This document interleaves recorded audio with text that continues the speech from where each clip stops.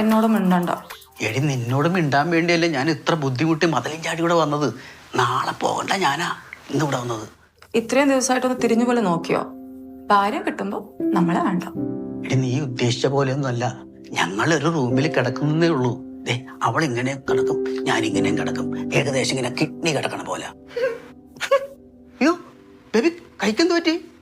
പാല് കാച്ചിയതാ.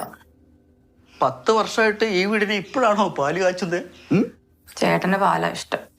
ഏത്? ആ ഹിമസാഗർ എക്സ്പ്രസിനാ? ആ അത് എക്സ്പ്രസ് ഒന്നല്ല, പാസഞ്ചറാ.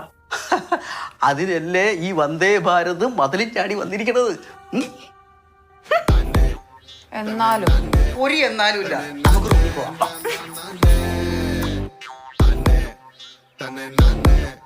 ബേബി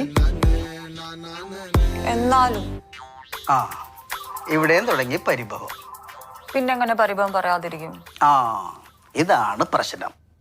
സ്നേഹിച്ചൊന്ന് മൂടായിട്ട് വരുന്ന സമയത്ത് പരിഭവം പറയും. അപ്പൊ ആ മൂടങ്ങ് ഇറങ്ങിപ്പോവും. അവിടുത്തെ പരിഭവം പറയില്ല ആരോട് ഞാൻ ഇവിടെ വന്നത്. ഇവിടെ വന്നപ്പോ അതിനേലും പരിഭവം ഇവിടെ. എന്താ ബേബി ഇത്? ബേബി വന്നിട്ട് 1 month ആയി.